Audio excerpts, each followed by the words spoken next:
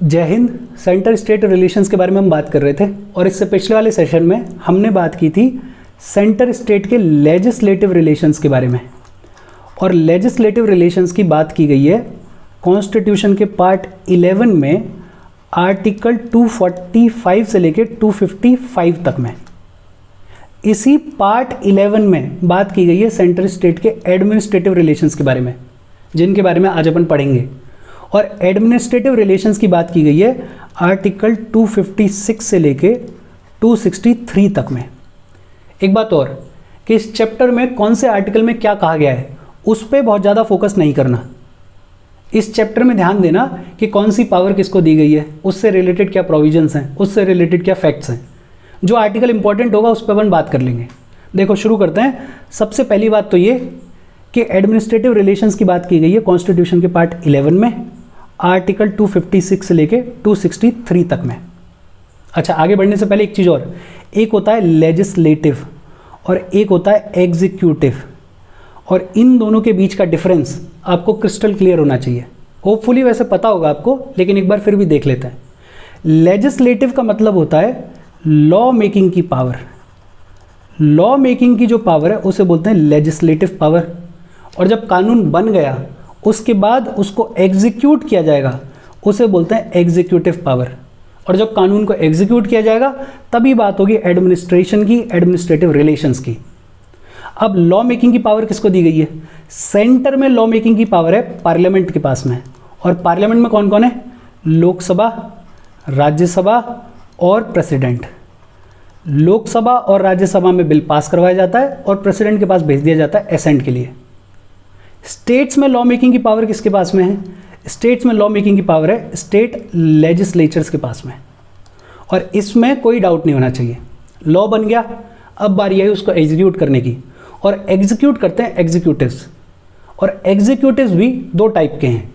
एक होते हैं पॉलिटिकल एग्जीक्यूटिव्स, पॉलिटिकल एग्जीक्यूटिव्स, और दूसरे होते हैं permanent executives, permanent executives. Political executives की अगर बात करें तो यूनियन लेवल पे, सेंट्रल लेवल पे यूनियन एग्जीक्यूटिव्स होते हैं। और यूनियन एग्जीक्यूटिव कौन कौन है? President, vice president, prime minister, council of minister और अटॉर्नी जनरल ऑफ इंडिया। लेकिन आमतौर पे हम क्या कह देते हैं कि यूनियन लॉज को एग्जीक्यूट करते हैं council of ministers headed by the prime minister. हालांकि प्राइम मिनिस्टर खुद काउंसिल का हिस्सा होते हैं, लेकिन हाँ, सबसे ऊपर प्राइम मिनिस्टर आते हैं। तो अपन कहते हैं कि यूनियन लॉज को एग्जीक्यूट करता है council of ministers headed by the prime minister. और क्यों कहते हैं ऐसा? बिकॉज प्रेसिडेंट और वाइस प्रेसिडेंट के पास में अपनी कोई पावर होती नहीं है। और अटॉर्नी जनरल ऑफ इंडिया इस कॉन्टेक्स्ट में इंपॉर्टेंट नहीं है। उनकी जहाँ इंपॉर्टेंस है उसके बारे में बात करेंगे जब उनकी बात आएगी। तो यूनियन एग्जीक्यूटिव्स ये हैं। अच्छा, स्टेट लेवल पे पॉलिटिकल एग्जीक्यूटिव्स कौन कौन है? तो स्टेट लेवल पे एग्जीक्यूटिव्स हैं governor, chief minister, chief minister की काउंसिल ऑफ मिनिस्टर्स और एडवोकेट जनरल ऑफ स्टेट। लेकिन स्टेट लेवल पे अपन आमतौर पे कह देते हैं कि स्टेट की जो काउंसिल ऑफ मिनिस्टर्स है headed by the chief minister, वो एग्जीक्यूटिव फंक्शन परफॉर्म करती है। ये होते हैं पॉलिटिकल एग्जीक्यूटिव्स। और फिर परमानेंट एग्जीक्यूटिव्स क्या होते हैं? जो भी गवर्नमेंट ऑफिसर्स हैं, गवर्नमेंट ऑफिसर्स जैसे आईएएस लोग हैं, आईपीएस हैं, या स्टेट सर्विसेज में एसडीएम वगैरह होते हैं, ये सब क्या है? Permanent executives. और पॉलिटी में जब भी हम बात करते हैं तो हम आम तौर पे बात करते हैं पॉलिटिकल एग्जीक्यूटिव्स के बारे में। होपफुली ये डिफरेंस समझ में आया होगा आपको। अब देखते हैं आगे, distribution of executive powers. Executive powers का डिस्ट्रीब्यूशन क्या है? अच्छा, अपन ने लेजिस्लेटिव रिलेशंस पढ़ लिए और लेजिस्लेटिव रिलेशंस में बात हुई थी कि लेजिस्लेटिव पावर्स को किस तरह से डिस्ट्रीब्यूट किया गया है। हमने देखा था एक होता है 7th शेड्यूल, और 7th शेड्यूल में लिस्ट दी हुई है, 3 लिस्ट हैं। एक है यूनियन लिस्ट, दूसरी है स्टेट लिस्ट और तीसरी है कॉन्करेंट लिस्ट। यूनियन लिस्ट के जितने भी मैटर्स हैं उन पे लॉ बनाने की पावर है पार्लियामेंट को। स्टेट लिस्ट के जितने भी मैटर्स हैं उन पे लॉ बनाने की पावर है स्टेट लेजिस्लेचर को। और कॉन्करेंट लिस्ट के जितने भी मैटर्स हैं उन पर लॉ बनाने की पावर दोनों को है, पार्लियामेंट को भी है और स्टेट लेजिस्लेचर्स को भी है। एग्जीक्यूटिव पावर के डिस्ट्रीब्यूशन की जब बात आएगी तो लगभग यही पैटर्न फॉलो किया गया है। देखो कैसे, यूनियन लिस्ट के जितने भी मैटर्स हैं उन पे एग्जीक्यूटिव पावर दी गई है सेंटर को। यूनियन लिस्ट के मैटर्स पे एग्जीक्यूटिव पावर किसको है? सेंटर को।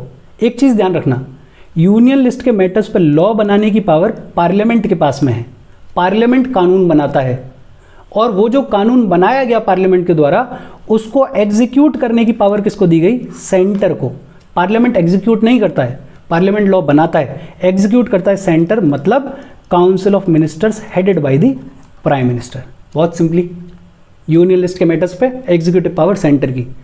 एक जगह पे और है सेंटर की एग्जीक्यूटिव पावर, कोई भी ट्रीटी है, कोई भी एग्रीमेंट है, उससे रिलेटेड कोई भी राइट्स हैं, अथॉरिटी है, जुरिस्डिक्शन है, उस सब की भी एग्जीक्यूटिव पावर किसको है? सेंटर को है। यूनियन लिस्ट के मैटर्स पे एग्जीक्यूटिव पावर सेंटर की। स्टेट लिस्ट के मैटर्स पे एग्जीक्यूटिव पावर किसकी? स्टेट की। कितना सिंपल क्लासिफिकेशन है। बस यहां थोड़ा सा ट्रिकी है।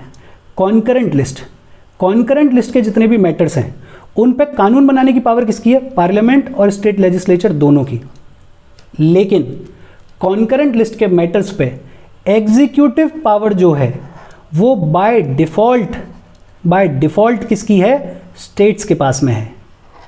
कोई फर्क नहीं पड़ता कि कॉन्करेंट लिस्ट के किसी भी सब्जेक्ट पे कानून पार्लियामेंट ने बनाया या स्टेट लेजिस्लेचर ने बनाया, कानून कोई भी बनाए, लेकिन बाय डिफॉल्ट इसको एग्जीक्यूट करने की पावर किसकी है? स्टेट्स की। एक एक्सेप्शन है। एक्सेप्शन क्या है कि अगर कॉन्स्टिट्यूशन में लिख दिया गया, कॉन्स्टिट्यूशन के किसी प्रोविजन में लिख दिया है, या पार्लियामेंट ने कोई लॉ पास कर दिया और लॉ पास करके ये कह दिया कि ये जो कॉन्करेंट लिस्ट का कोई सब्जेक्ट है उस पर एग्जीक्यूट करने की पावर दी जाती है सेंटर को, तो सेंटर के पास में पावर जाएगी। अदरवाइज कॉन्करेंट लिस्ट के सब्जेक्ट्स पे बाय डिफॉल्ट एग्जीक्यूटिव पावर किसके पास में है? स्टेट्स के पास में है। बहुत सिंपल क्लासिफिकेशन। यूनियन लिस्ट के सब्जेक्ट्स पे एग्जीक्यूटिव पावर सेंटर को, स्टेट लिस्ट के सब्जेक्ट पे एग्जीक्यूटिव पावर किसको? स्टेट को, और कॉन्करेंट लिस्ट के सब्जेक्ट्स पे बाय डिफॉल्ट एग्जीक्यूटिव पावर किसके पास में? स्टेट्स के पास में। ये बात हुई डिस्ट्रीब्यूशन ऑफ एग्जीक्यूटिव पावर की। इसके बाद बात आती है obligation of states and centre.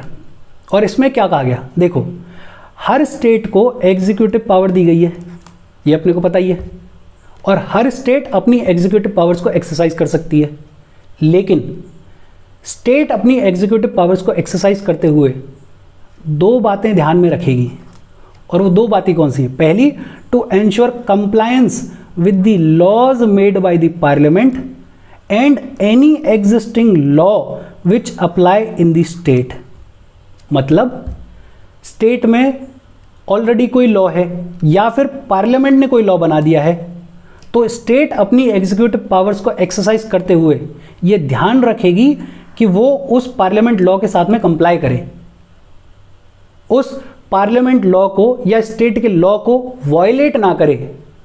Executive powers को एक्सरसाइज करते हुए ध्यान रखा जाए कि वो पार्लियामेंट लॉ के साथ में कंप्लाई कर रही है, पार्लियामेंट लॉ के हिसाब से काम कर रही है, उसके विरोध में नहीं जा रही है। दूसरा, not to impede or prejudice the exercise of the executive power of the center in the state। मतलब सेंटर अगर स्टेट में अपनी एग्जीक्यूटिव पावर को एक्सरसाइज कर रहा है तो स्टेट उसको इम्पीड नहीं करेंगी। इम्पीड नहीं करेंगी मतलब उसके रास्ते में बाधा नहीं बनेंगी, अड़चन नहीं डालेंगी। दो चीज़ों का ध्यान रखना है। एक तो जब स्टेट अपनी एग्जीक्यूटिव पावर को एक्सरसाइज करेगी तो ध्यान में रखेगी कि किसी पार्लियामेंट लॉ के अगेंस्ट में तो नहीं जा रही है, कंप्लाई करेगी पार्लियामेंट लॉ के साथ में। और दूसरा, सेंटर अगर स्टेट में अपनी एग्जीक्यूटिव पावर को एग्जीक्यूट करेगा, एक्सरसाइज करेगा, तो स्टेट उसके रास्ते में बाधा नहीं बन सकते हैं। और अगर स्टेट्स ने ऐसा नहीं किया तो आ जाता है आर्टिकल 365, जो कि कहता है whenever a state fails to comply with or to give effect to any direction from the center। जब भी कोई स्टेट सेंटर के दिए हुए डायरेक्शन को फॉलो नहीं करता, नहीं मानता, तो फिर it will be lawful for the president to hold that a situation has arisen in which the government of the state cannot be carried out in accordance with the provisions of the constitution. अगर state centre के दिए हुए directions को नहीं मानता है तो president ये कहेंगे कि अब भाई स्थिति ऐसी आ गई है कि स्टेट गवर्नमेंट जो है वो कॉन्स्टिट्यूशन के प्रोविजंस के हिसाब से नहीं चल रही है, और जब कॉन्स्टिट्यूशन के प्रोविजंस के हिसाब से नहीं चल रही है तो वहां पे लाया जा सकता है फिर प्रेसिडेंट रूल अंडर आर्टिकल 356। 365 में कहा गया कि अगर सेंटर के डायरेक्शंस को स्टेट्स नहीं मानती हैं तो प्रेसिडेंट ये कह देंगे कि स्टेट गवर्नमेंट जो है वो कॉन्स्टिट्यूशन के प्रोविजंस के हिसाब से नहीं चल रही है, और जब ऐसा कह दिया जाएगा तो वहां पे लाया जा सकता है president rule under article 356। Obligation of states and centre, basically ये दोनों बातें स्टेट्स को माननी ही माननी पड़ेंगी। एक तो अपनी एग्जीक्यूटिव पावर को एक्सरसाइज करते हुए ध्यान रखना है कि वो किसी पार्लियामेंट के एक्ट के विरोध में तो नहीं जा रहे हैं, उसके साथ में कंप्लाई करें, और दूसरा सेंटर अगर स्टेट में अपनी एग्जीक्यूटिव पावर को एक्सरसाइज कर रहा है तो उसके रास्ते में बाधा नहीं बनना। अच्छा, इसके अलावा भी कुछ ऐसी चीज़ें हैं जहां सेंटर जो है वो स्टेट्स को डायरेक्शन इशू कर सकता है, और वो चीज़ें कौन सी हैं? पहला, the construction and maintenance of means of communication declared to be of national and military importance by the state. कोई भी मिलिट्री या फिर नेशनल इंपॉर्टेंस के मीन्स ऑफ कम्युनिकेशन, उनके कंस्ट्रक्शन और उनके मेंटेनेंस से रिलेटेड डायरेक्शंस सेंटर इशू कर सकता है स्टेट्स को। दूसरा, the measures to be taken for the protection of the railways within the state.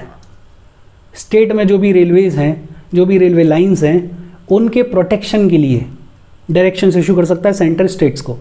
Railways economy के लिए बेहद इंपॉर्टेंट हैं, उनका प्रोटेक्शन जरूरी है, तो उससे रिलेटेड डायरेक्शंस सेंटर स्टेट्स को इशू कर सकता है। तीसरा, the provisions of adequate facilities for instruction in the mother tongue at the primary stage of education to the children belonging to the linguistic minority groups in the state। State के जो भी linguistic minority groups हैं उनके बच्चों को primary level पे mother tongue में instructions issue की जाए, इससे रिलेटेड डायरेक्शंस भी सेंटर इशू कर सकता है स्टेट्स को। अच्छा, ये जो है मदर टंग वाला प्रोविजन, इसकी बात अपन ने की है डीपीएसपीज वाले चैप्टर में, डायरेक्टिव्स आउटसाइड पार्ट 4। कौन सा आर्टिकल इससे डील करता है वो आप लोग मुझे बता रहे हो कमेंट सेक्शन में, देखें कितना याद है आपको। और फोर्थ है the drawing up and execution of the specified schemes for the welfare of the scheduled tribes in the state. State में शेड्यूल्ड ट्राइब्स के वेलफेयर के लिए कोई भी स्कीम बनाई जा रही है, उसके एग्जीक्यूशन के लिए सेंटर जो है वो स्टेट्स को डायरेक्शन इशू कर सकता है, और इन डायरेक्शंस को अगर स्टेट्स नहीं माने तो फिर आ जाएगा आर्टिकल 365। प्रेसिडेंट ये कह देंगे कि भाई सरकार जो है, स्टेट गवर्नमेंट जो है वो कॉन्स्टिट्यूशनल प्रोविजंस के हिसाब से नहीं चल रही है। क्यों? क्योंकि स्टेट जो है वो सेंटर के डायरेक्शंस को नहीं मान रहे हैं, और इसलिए यहाँ पे क्या लगाया जा सकता है? President rule.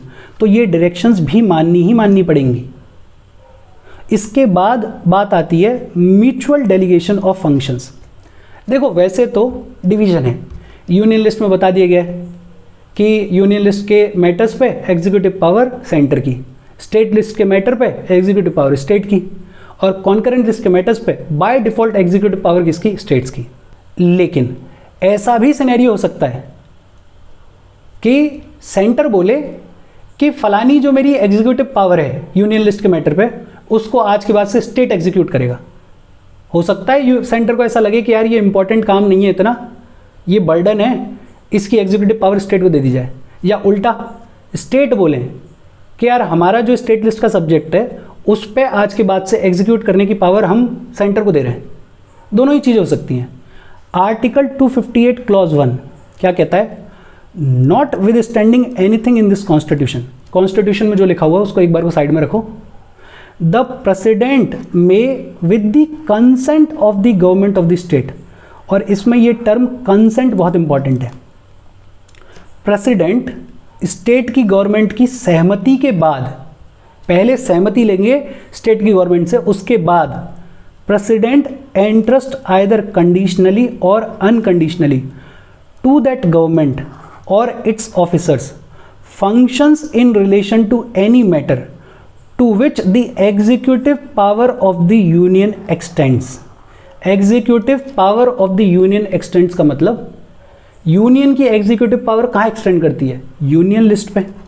तो बेसिकली आर्टिकल 258 के क्लॉज 1 में ये कहा गया कि यूनियन लिस्ट के किसी भी सब्जेक्ट पे, मान लेते हैं ए सब्जेक्ट पे, प्रेसिडेंट जो है वो स्टेट गवर्नमेंट की सहमति के साथ, रजामंदी के साथ ये कह सकते हैं कि यूनियन लिस्ट के ए मैटर पे आज के बाद से एग्जीक्यूटिव पावर किसको दी जाती है? स्टेट गवर्नमेंट को। ये हो सकता है, उल्टा भी किया जा सकता है। आर्टिकल 258 ए ये कहता है not with standing anything in this constitution, कि कॉन्स्टिट्यूशन में जो भी लिखा हुआ है उसको एक साइड में करो। The governor of the state, state के governor with the consent of the government of India, consent important है, और गवर्नमेंट ऑफ इंडिया का मतलब सेंटर, गवर्नमेंट ऑफ इंडिया का मतलब सेंटर, कि स्टेट के गवर्नर गवर्नमेंट ऑफ इंडिया की कंसेंट के साथ, सहमति के साथ, कैन एंट्रस्ट आइदर कंडीशनली और अनकंडीशनली टू दैट गवर्नमेंट और its officer functions in relation to any matter to which the executive power of the state extends. Executive power of the state extend कहाँ करती है? State की executive power extend वो करती है state list पे। तो स्टेट लिस्ट के किसी भी सब्जेक्ट पे, मान लेते हैं बी पे, स्टेट के गवर्नर गवर्नमेंट ऑफ इंडिया की कंसेंट के बाद ये कह सकते हैं कि स्टेट लिस्ट के बी मैटर पे आज के बाद एग्जीक्यूट करने की पावर गवर्नमेंट ऑफ इंडिया को दी जाती है, मतलब सेंटर को दी जाती है। और ये जो प्रोविजन है ये ऐड किया गया 7th constitutional amendment act of 1956 के थ्रू।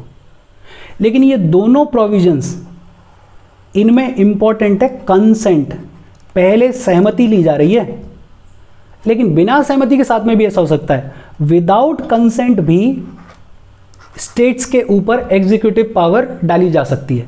और वो कैसे किया जा सकता है? आर्टिकल 258 का क्लॉज 2 ये कहता है पार्लियामेंट में बाय लॉ, पार्लियामेंट कानून बना सकता है। देखो इससे पहले क्या हो रहा था, प्रेसिडेंट की बात हो रही थी और प्रेसिडेंट भी कंसेंट के साथ में कर रहे थे। लेकिन जब कंसेंट नहीं ली जाएगी स्टेट की, तब क्या हो रहा है? पार्लियामेंट लॉ बना रहा है। और पार्लियामेंट लॉ बना के ये बोल सकता है कि भाई साहब कोई भी यूनियन लिस्ट का सब्जेक्ट है, मान लेते हैं यूनियन लिस्ट का सब्जेक्ट सी, और इस सी सब्जेक्ट पे आज के बाद से जो एग्जीक्यूटिव पावर है वो एग्जीक्यूटिव पावर किसको दी जाती है? स्टेट को दी जाती है। ये लॉ बना के किया जा सकता है, इसमें स्टेट्स की कंसेंट की ज़रूरत नहीं है। ये बात हुई म्यूचुअल डेलीगेशन ऑफ फंक्शंस के बारे में। इसके बाद बात आती है cooperation between the centre and the states. हम बात कर रहे हैं एडमिनिस्ट्रेटिव रिलेशंस की, और बेहतर एडमिनिस्ट्रेशन के लिए ज़रूरी है कि सेंटर और स्टेट्स के बीच में कोऑपरेशन रहे। इसमें क्या बात की गई है? देखो आर्टिकल 262 ऑफ द कॉन्स्टिट्यूशन, इसके बारे में अपन बहुत डिटेल में पढ़ेंगे अगले ही चैप्टर में।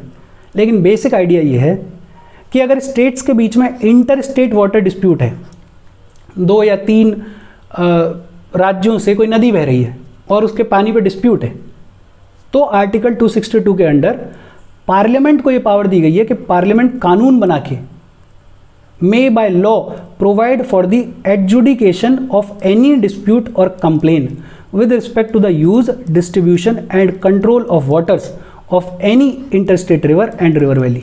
पार्लियामेंट कानून बना के एजुकेट कर सकते हैं और बता सकते हैं कि किस तरह से पानी को यूज़ किया जाएगा, डिस्ट्रीब्यूट किया जाएगा, कंट्रोल किया जाएगा वाटर्स को, इंटरस्टेट वाटर डिस्प्यूट्स को रिजॉल्व करने के लिए। आर्टिकल 263, इसके बारे में भी अपन अगले चैप्टर में पढ़ेंगे बहुत डिटेल में। लेकिन बेसिक आइडिया ये है कि 263 के अंडर प्रेसिडेंट को पावर दी गई है कि प्रेसिडेंट जो है वो इंटर स्टेट काउंसिल इस्टेब्लिश कर सकते हैं। और इंटर स्टेट काउंसिल का काम क्या है? सेंटर या फिर स्टेट्स के बीच में या फिर स्टेट्स के बीच में कोऑर्डिनेशन इस्टेब्लिश करना, कोऑर्डिनेशन बनाना। और ऐसा इंटर स्टेट काउंसिल इस्टेब्लिश किया गया था 1990 में। इसके अलावा full faith and credit is to be given throughout the territory of India to public acts, records and judicial proceedings of the center and every state। Centre और state के जो भी पब्लिक एक्ट्स हैं, जो भी रिकॉर्ड्स हैं, जो भी जुडिशियल प्रोसीडिंग्स हैं, उनको फुल फेथ, उनको फुल क्रेडिट, उनको फुल मान्यता मिलनी चाहिए through out the territory of India. Record का मतलब कोई भी गवर्नमेंट का ऑफिसर जो भी कोई रिकॉर्ड प्रिपेयर करता है उसकी बात हो रही है यहाँ पे।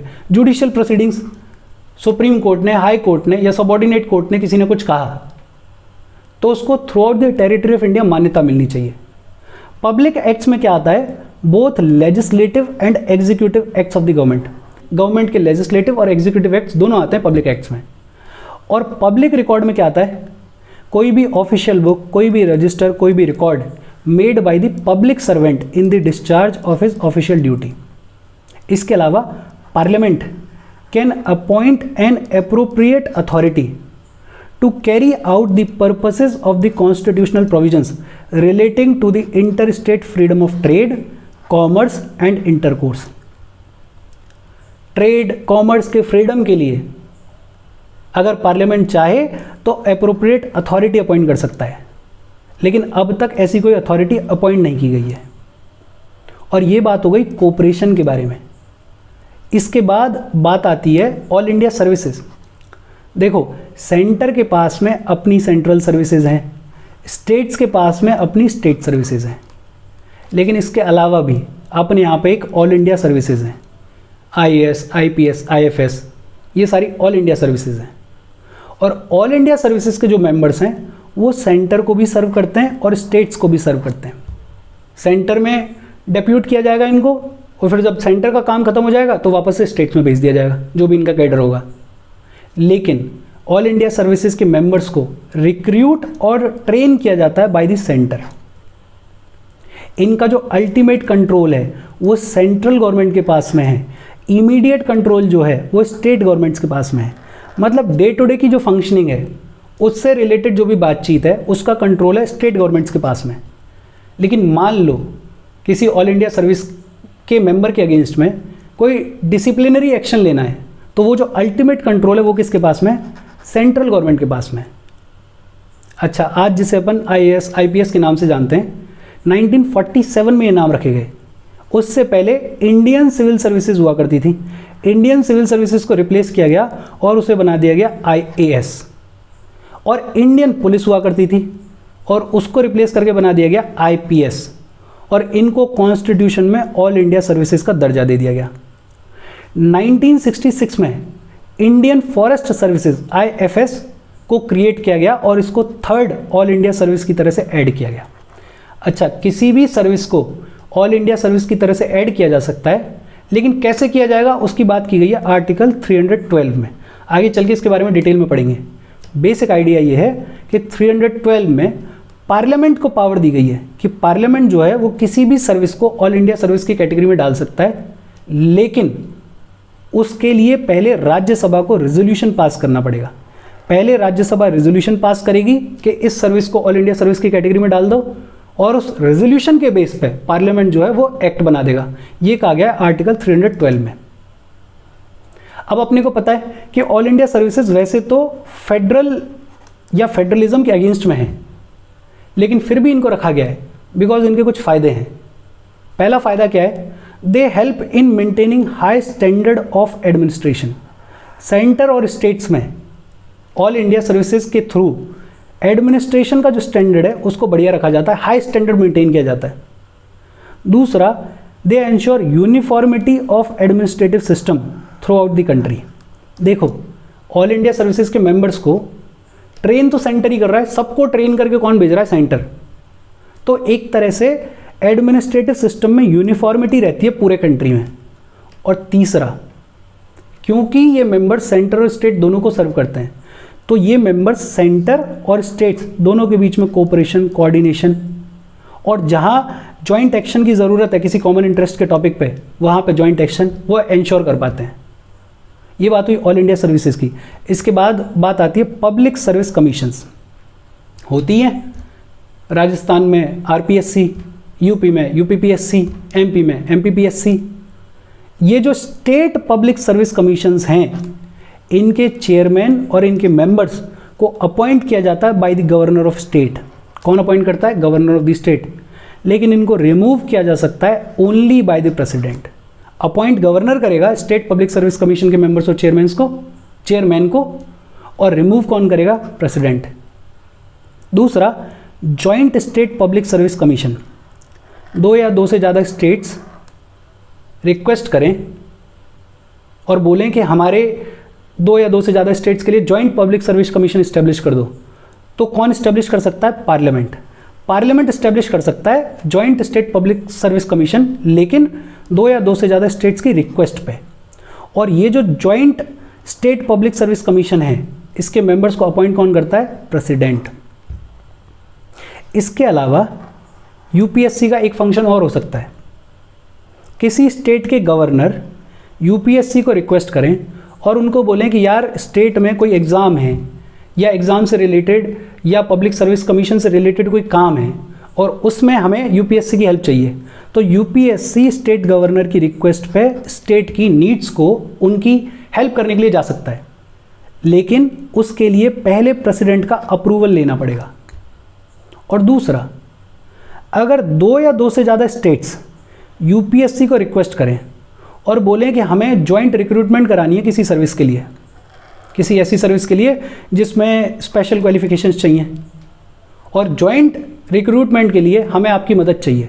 भाई स्टेट को अपने लिए रिक्रूटमेंट करनी है तो कर लेगा, कोई दिक्कत नहीं है, लेकिन जॉइंट रिक्रूटमेंट करानी है तो वो लोग क्या बोल रहे हैं? यूपीएससी की हेल्प मांग रहे हैं, और यूपीएससी ऐसे में हेल्प कर सकता है स्टेट्स की, जॉइंट रिक्रूटमेंट के लिए किसी भी सर्विस के लिए हेल्प कर सकता है। इसके बाद बात आती है इंटीग्रेटेड जुडिशियल सिस्टम। हमारे यहाँ पे इंटीग्रेटेड जुडिशियल सिस्टम है, सबसे ऊपर सुप्रीम कोर्ट, उसके नीचे हाई कोर्ट्स, उसके नीचे सबऑर्डिनेट कोर्ट्स। और ये जो इंटीग्रेटेड जुडिशियल सिस्टम है, ये सेंट्रल लॉज को और स्टेट लॉज को दोनों को एनफोर्स करने का काम करते हैं। अच्छा, हाई कोर्ट के जजेस को अपॉइंट करते हैं प्रेसिडेंट। हाई कोर्ट के जजेस को कौन अपॉइंट करता है? प्रेसिडेंट। लेकिन प्रेसिडेंट करते हैं in consultation with the chief justice of India and the governor of the state. Chief justice of India और गवर्नर ऑफ द स्टेट को कंसल्ट करेंगे, उसके बाद प्रेसिडेंट जो है वो हाई कोर्ट के जजेस को अपॉइंट करेंगे। इसमें और बहुत सारी चीज़ें, कॉलेजियम सिस्टम वगैरह, लेकिन वो अपन तब पढ़ेंगे जब अपन हाई कोर्ट्स के बारे में पढ़ेंगे। बेसिक आइडिया ये है। और हाई कोर्ट के जजेस का ट्रांसफ़र और उनको रिमूव किया जा सकता है बाय द प्रेसिडेंट। रिमूवल का भी प्रोसीजर है, वो भी देखेंगे। अच्छा, पार्लियामेंट अगर चाहे तो parliament common high courts establish कर सकता है फॉर 2 और मोर स्टेट्स। 2 या 2 से ज़्यादा स्टेट्स के लिए कॉमन हाई कोर्ट्स इस्टेब्लिश कर सकता है कौन? पार्लियामेंट। किया भी हुआ है महाराष्ट्र और गोवा के लिए, पंजाब और हरियाणा के लिए। ये बात हुई इंटीग्रेटेड जुडिशियल सिस्टम की। इसके बाद बात आती है रिलेशंस ड्यूरिंग इमरजेंसीज, और ये तो बहुत सिंपल है। आर्टिकल 352 के अंडर लगती है नेशनल इमरजेंसी, और जैसे ही नेशनल इमरजेंसी लगी, सेंटर के पास में सारी पावर आ जाती है। जितनी भी एग्जीक्यूटिव पावर है स्टेट की, वो किसके पास में आ जाती है? सेंटर के पास में। सेंटर जो है वो स्टेट को किसी भी मैटर पे डायरेक्शंस इश्यू कर सकता है नेशनल इमरजेंसी के टाइम पे। स्टेट गवर्नमेंट जो है वो पूरी तरह से सेंटर के कंट्रोल में आ जाते हैं, हालांकि स्टेट गवर्नमेंट सस्पेंड नहीं होते हैं, पावर नहीं रहती स्टेट गवर्नमेंट्स के पास में, एग्जिस्टेंस में रहते हैं, पूरी तरह से किसके कंट्रोल में? सेंटर के में। आर्टिकल 356 प्रेसिडेंट रूल, और जब प्रेसिडेंट रूल लग जाए तो प्रेसिडेंट जो है वो स्टेट गवर्नमेंट या गवर्नर या स्टेट के किसी भी एग्जीक्यूटिव अथॉरिटी के किसी भी फंक्शन को अपने लिए ले सकते हैं। किसी भी फंक्शन के लिए बोल सकते हैं कि ये जो एग्जीक्यूटिव फंक्शन है इसको मैं परफॉर्म करूंगा प्रेसिडेंट रूल के दौरान। और article 360 financial emergency. Financial emergency, पैसे की कमी, फाइनेंशियल इमरजेंसी के टाइम पे सेंटर जो है वो स्टेट्स को निर्देश दे सकते हैं, डायरेक्ट कर सकते हैं और बोल सकते हैं कि देखो फाइनेंशियल प्रॉपरिटी ऑब्जर्व करो, पैसा वैसा बचाओ थोड़ा। ये कह सकते हैं कि तुम्हारे जो स्टेट के सर्विसेज हैं वहाँ पे जो भी पर्सन्स रिक्रूटेड हैं उनकी सैलरी थोड़ी कम कर दो, पैसे की कमी है। ऐसे कोई भी डायरेक्शंस इशू किए जा सकते हैं फाइनेंशियल इमरजेंसी के दौरान। इसके बाद बात आती है अदर प्रोविजंस की। एक आर्टिकल है 355 जो सेंटर के ऊपर 2 ड्यूटीज़ इम्पोज करता है। एक तो ये सेंटर की जिम्मेदारी है कि हर स्टेट को प्रोटेक्ट करेगा centre against external aggression and internal disturbance. कोई बाहर की कंट्री किसी स्टेट पर अटैक कर दे, वो इंडिया पे ही माना जाएगा अटैक, लेकिन पर्टिकुलर किसी स्टेट की बाउंड्री पर से अटैक हो रहा है, या फिर किसी स्टेट में इंटरनल डिस्टर्बेंस बहुत ज़्यादा हो जाए, तो फिर सेंटर की जिम्मेदारी है कि उन स्टेट्स को प्रोटेक्शन प्रोवाइड करे। होता ही है, वेस्ट बंगाल में कभी दंगे हो जाएं या किसी भी स्टेट में, तो सबसे पहले ये मांग की जाती है कि देखो सेंटर की जिम्मेदारी है बचाने की, बचाओ, प्रेसिडेंट रूल लगा दो, डिपेंडिंग अपॉन कि किसकी आइडियोलॉजी क्या है उसके हिसाब से मांगे रखी जाती हैं आजकल। तो दूसरी जिम्मेदारी ये है to ensure that the government of every state is carried on in accordance with the provisions of the constitution. Centre को ये भी ध्यान रखना है कि स्टेट की जो सरकारें हैं वो कॉन्स्टिट्यूशन के प्रोविजंस के हिसाब से चल रही हैं। इसके बाद गवर्नर, गवर्नर जो है वो हेड ऑफ द स्टेट होता है, लेकिन गवर्नर को अपॉइंट किया जाता है प्रेसिडेंट के द्वारा। Governor holds office during the pleasure of the president. वैसे तो गवर्नर जो है वो कॉन्स्टिट्यूशनल हेड है स्टेट का, लेकिन he acts as an agent of the centre in the state. और एडमिनिस्ट्रेटिव पर्पस के लिए गवर्नर बड़ा इंपॉर्टेंट रोल प्ले करता है। सेंटर को अगर कोई बात कहनी है, कोई अपनी लॉ इम्प्लीमेंट करनी है या उसमें कुछ वेरिएशन लेके आना है, तो गवर्नर के थ्रू किया जाता है सब कुछ। इसके बाद the state election commissioner, state election commissioner जो होता है उसको अपॉइंट किया जाता है गवर्नर ऑफ द स्टेट के द्वारा, लेकिन उसको रिमूव किया जा सकता है बाय द प्रेसिडेंट ओनली। ये एडमिनिस्ट्रेटिव रिलेशंस दिखा रहे हैं कि ये अथॉरिटी तो स्टेट की है, स्टेट इलेक्शन कमिश्नर, लेकिन इसको अपॉइंट कौन कर रहा है, गवर्नर, बट रिमूव कौन कर रहा है, प्रेसिडेंट। और इसके बाद लास्ट चीज, एक्स्ट्रा कॉन्स्टिट्यूशनल डिवाइसेस। स्टेट और सेंटर्स के बीच में कोऑपरेशन रहे, कोऑर्डिनेशन रहे, उसके लिए बहुत सारी चीज़ें और की जाती हैं। जैसे बहुत सारी एडवाइजरी बॉडीज़ जो हैं वो मिलती रहती हैं। नीति आयोग है, नेशनल इंटीग्रेशन काउंसिल है, central council of health and family welfare है, central council of local government है, जोनल काउंसिल है, नॉर्थ ईस्टर्न काउंसिल है, central council of Indian medicine है। ये सारे मिलते रहते हैं टाइम टाइम पे और इंश्योर करते हैं कि सेंटर और स्टेट्स के बीच में कोऑर्डिनेशन बना रहे। बहुत सारी कॉन्फ्रेंसेज होती हैं, गवर्नर्स कॉन्फ्रेंस होती है जिसको प्रेसाइड करते हैं प्रेसिडेंट, चीफ मिनिस्टर्स कॉन्फ्रेंस होती है जिसको प्रेसाइड करते हैं prime minister, chief secretaries conference होती हैं जिसको प्रेसाइड करते हैं cabinet secretary, conference of inspector general of police होती है, चीफ जस्टिस की कॉन्फ्रेंस होती है जिसको हेड करते हैं chief justice of India, conference of vice chancellors होती है, होम मिनिस्टर्स कॉन्फ्रेंस होती है जिसके हेड होते हैं central home minister, law ministers conference होती है जिसको प्रेसाइड करते हैं सेंट्रल लॉ मिनिस्टर। तो ऐसी बहुत सारी कॉन्फ्रेंसेस, ऐसी बहुत सारी एडवाइजरी बॉडीज़ मिलती रहती हैं टाइम टाइम पे, ताकि सेंटर और स्टेट्स के बीच में कोऑर्डिनेशन इंश्योर किया जा सके। और इसके साथ आज की अपनी बात खत्म हो गई। कोई डाउट हो please comment. Thank you very much.